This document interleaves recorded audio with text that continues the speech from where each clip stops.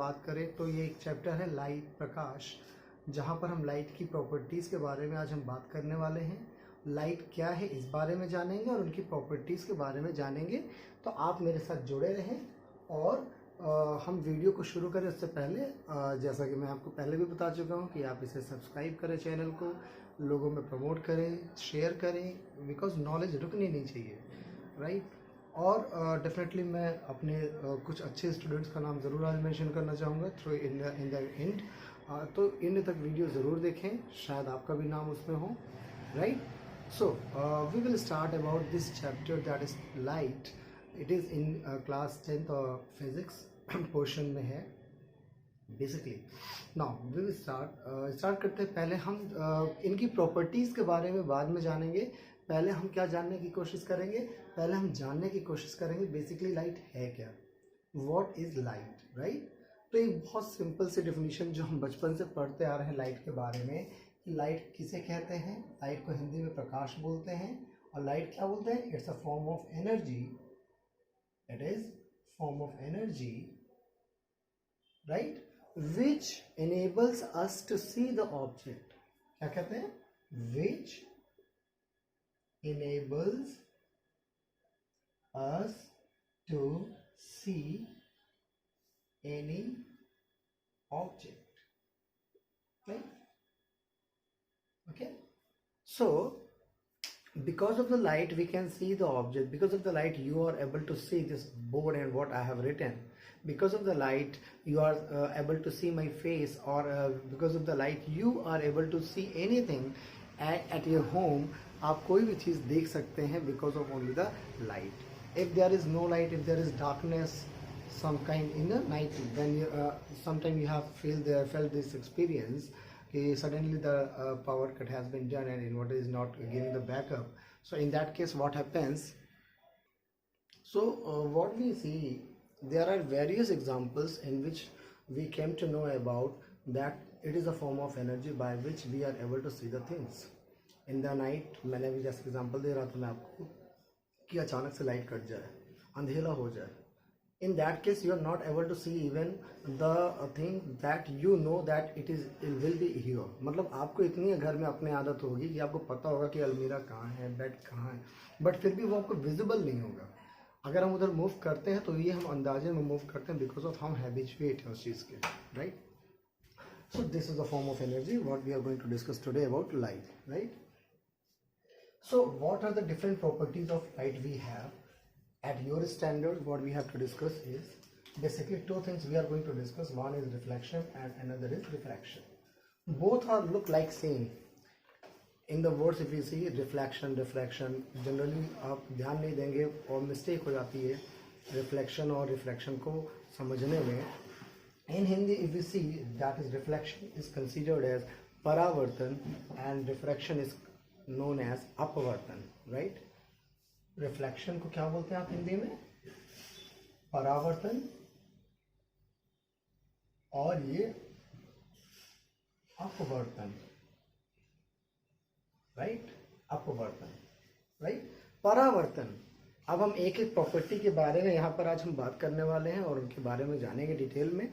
आपने बचपन class 8th में भी आई थिंक पढ़ा है, बट हम इसको अब यहाँ पे डिटेल में पढ़ना है हमें। तो let us see the first thing, that is reflection. What is reflection basically? बहुत ध्यान से समझेंगे। पहले हम हिंदी में समझेंगे, इंग्लिश में समझेंगे, फिर हिंदी में समझेंगे, आप बिल्कुल कंफ्यूज ना हो।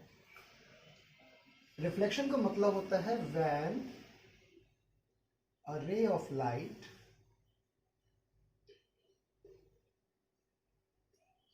bounces back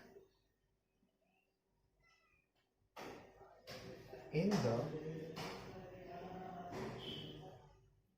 same medium after striking a surface, right।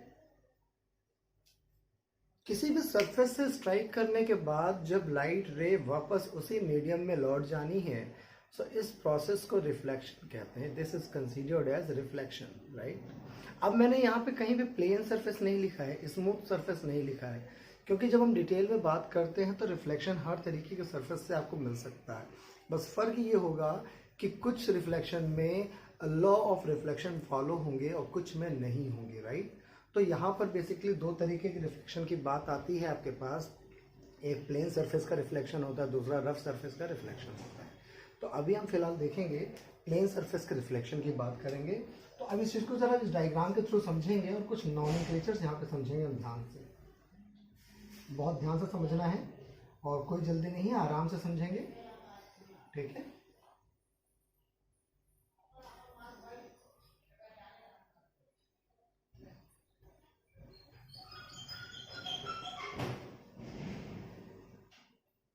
Now, this is a simple diagram what we have. Here, there is a surface which is polished at one side, right? It is polished at one side. So, what we can here, this example shows the different thing. We will just explain, I will explain you and then I will nominate the things, right? This is a plane surface which is polished at one side. ये क्या है आपका? ये एक plane surface है, that is x x dash, जो कि एक साइड से पॉलिश है। ये सिंबल हमने पॉलिश सरफेस को दिखाया है। पॉलिश मीन्स होता है कि किसी भी ग्लास के पीछे या किसी मटेरियल पीछे आपने एक ऐसे लेयर लगा दी जिससे उसकी ट्रांसपेरेंसी खत्म हो जाए। ट्रांसपेरेंट नहीं होना चाहिए, क्योंकि ट्रांसपेरेंट होगा तो लाइट क्रॉस कर जाएगी। क्लियर है? जैसे आपने ग्लास लिया, मार्केट में ग्लास मिलते हैं खिड़की वाले, अब आपने कहा सर यहाँ रिफ्लेक्शन नहीं होगा, क्यों नहीं हो रहा भाई? क्योंकि वो ट्रांसपेरेंट है। तो आपको क्या करना पड़ेगा? आपको एक साइड से पॉलिश करना पड़ेगा। कोई भी केमिकल, कोई भी पेंट आप यूज़ कर सकते हैं, राइट, जिससे आप पीछे के सरफेस को पॉलिश कर दें। Now this is a plane mirror, या एक पॉलिश सरफेस है।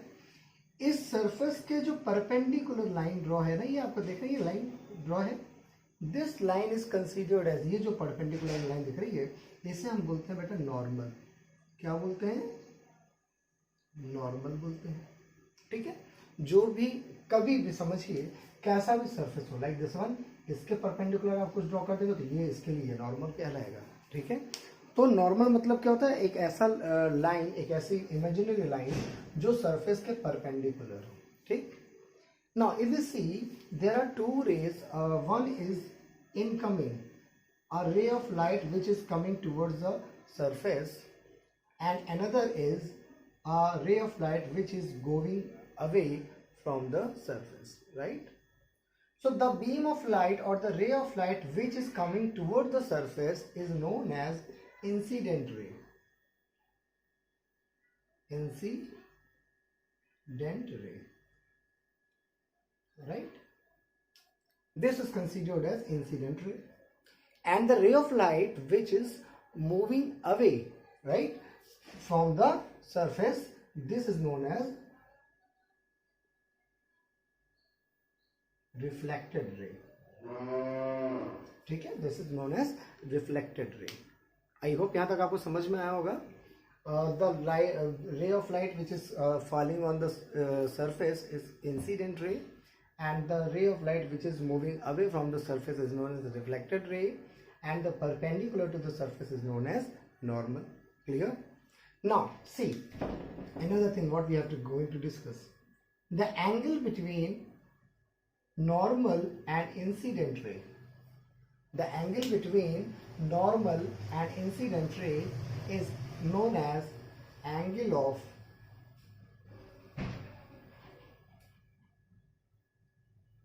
इंसिडेंस। क्या कहते हैं इसे हम? एंगल ऑफ इंसिडेंस के नाम से जानते हैं। और जो सेकंड एंगल है आपके पास, किसके किसके बीच में है? नॉर्मल और रिफ्लेक्टेड रे के बीच में है। इस एंगल को हम कहते हैं angle of reflection.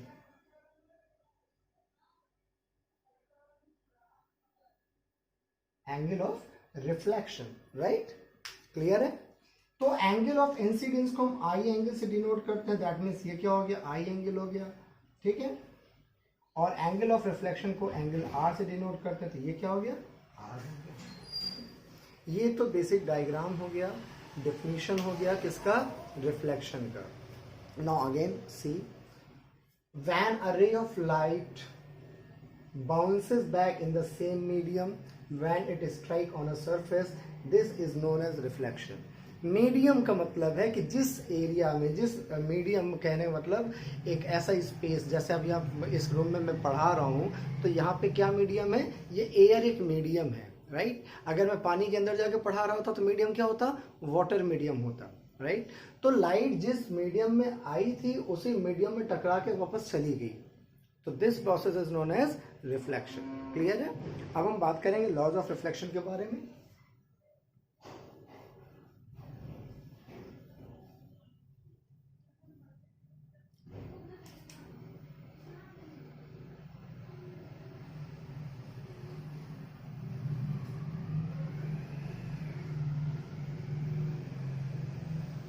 Laws of reflection, ठीक है।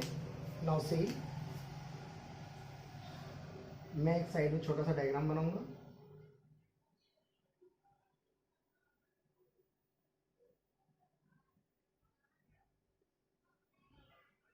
Right, so the first law is,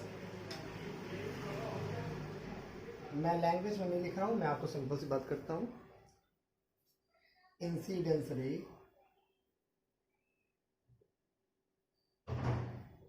normal reflected ray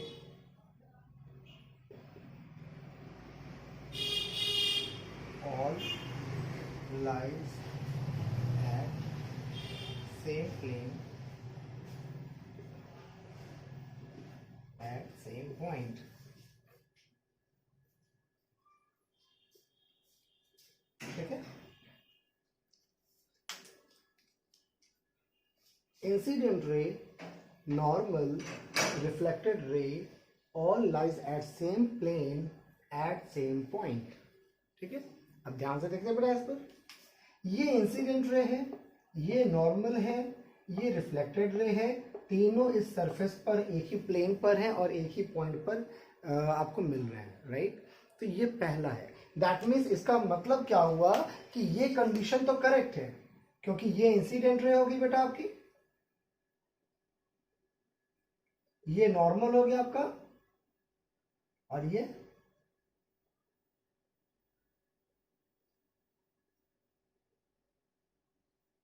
reflected ray हो गया, right.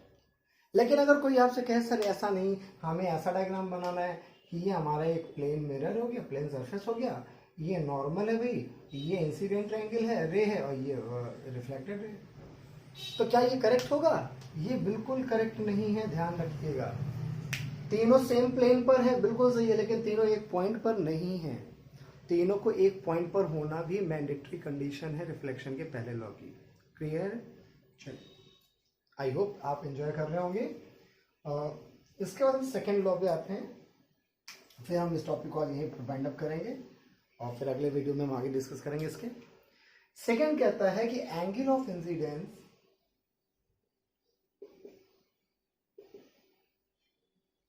is always equal to angle of reflection। इसका मतलब angle I is equal to angle R, ठीक है। ये जो एंगल है, एंगल ऑफ इंसिडेंस, अभी आपको याद होगा मैंने आपको बताया था कि angle of incidence is the angle between the incident ray and the normal, and angle of reflection is between the normal and the reflected ray. So according to the law of reflection, these two angles will be equal, that is angle I will be equal to angle R, right? तो ये कुछ basics थे। ये अभी मैंने जो video shoot किया है बेटा लाइट के बारे में, इस रिफ्लेक्शन को लेकर, ये कुछ इस प्रकार से है कि 10th वालों का रिवीजन हो जाए, और जो क्लास 8th में या 7th में जहाँ पे लाइट के बारे में स्टार्ट किया गया है समझाना, उन्हें इसका एक डिटेल आइडिया मिले, ठीक है, कि उन्हें पता लगे ये बेसिकली क्लास 8th में भी इतने डिटेल में है। तो मैंने एक वीडियो के थ्रू दोनों क्लास के बच्चों को समझाने की कोशिश करी है। और अगर आपको वीडियो पसंद आए, देखिए मैं एक चीज़ सिंपल सी बात कहना चाहता हूँ जो मुझे शायद शुरुआत में कहना चाहिए था, कि hardly it take 1 second to subscribe the channel, to like the video, और पूरा वीडियो देखने में थोड़ा टाइम लगता है, बिल्कुल, इसलिए मैं छोटे छोटे क्लिप्स आपको बना के शेयर करता हूँ कि आपका ज़्यादा टाइम वेस्ट ना हो।